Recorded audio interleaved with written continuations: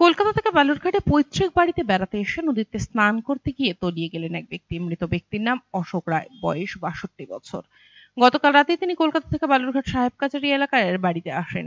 এদিন বাড়িতে এসে আত্রাই নদীতে স্নান করতে নেমে তলিয়ে যান তিনি। আমরা গতকাল রাত্রে কলকাতা থেকে সবাই এসেছি, আমাদের ভাই বোনেরা এসেছি।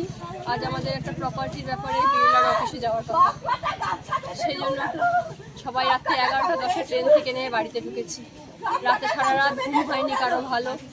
সকালে 3 ভাই চান করতে এসছে, একজন ডুবে গেছে। তার নাম কি? অশোক রায়। খবর পেয়ে ঘটনাস্থলে পৌঁছায় বালুরঘাট থানার পুলিশ। সকাল থেকে দুপুর পর্যন্ত তল্লাশি চালিয়েও এখনো দেহ উদ্ধার হয়নি। বালুরঘাট থানার পুলিশ ও জেলা প্রশাসনের পক্ষ থেকে আত্রাই নদীতে স্পিড বোট চালিয়ে এবং ডুবুরি নামিয়ে তল্লাশি চালাচ্ছে।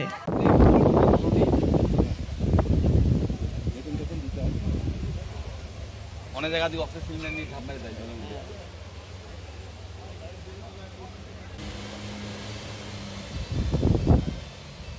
আমার জন্য একটা আলাদা ছবি করি।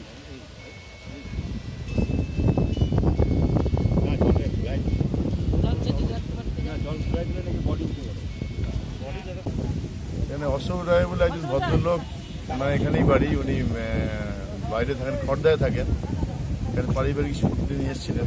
আজকে সকালে স্নান করতে যেয়ে ওনার সঙ্গে আরও বাড়ির লোকও ছিলেন। এই ঘাটে ডুবে গেছে। আমরা আমাদের ডিস্ট্রিক্ট ডিএসআই ম্যানেজমেন্টিং যে ডিএম সাহেব, এসপি সাহেব যেটা আছেন, ওরা অলরেডি দেখুন আমাদের কাজ চলছে, এখনও পর্যন্ত রিকভারি হয়নি। তা আমরা টাঙ্গি যে বিওপি বিএসএফ সেখানে অ্যালার্ট করেছি। ইতিমধ্যে আমরা ডিএমজি যেটা আমাদের এসডিআরএফ টিম যেটা কসবা থেকে, সেটা আমরা অলরেডি কমিউনিকেট করা হয়েছে। ওরা অলরেডি রওনা দিয়ে দিয়েছে, ওরা আসছে, যাতে এটা রিকভারি করা যায়। ডুবুরি নামিয়ে আমরা দেখছি। সংবাদ পরিবেশন হওয়া পর্যন্ত ব্যক্তিটি তলিয়ে যাওয়ার পরের কোনো খবর আর আসেনি।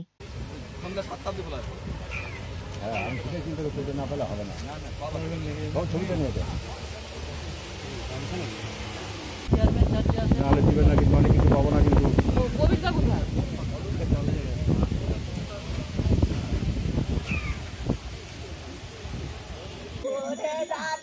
ওই 3টা খুঁটির ওখানে ডিপের মধ্যে দেখবে।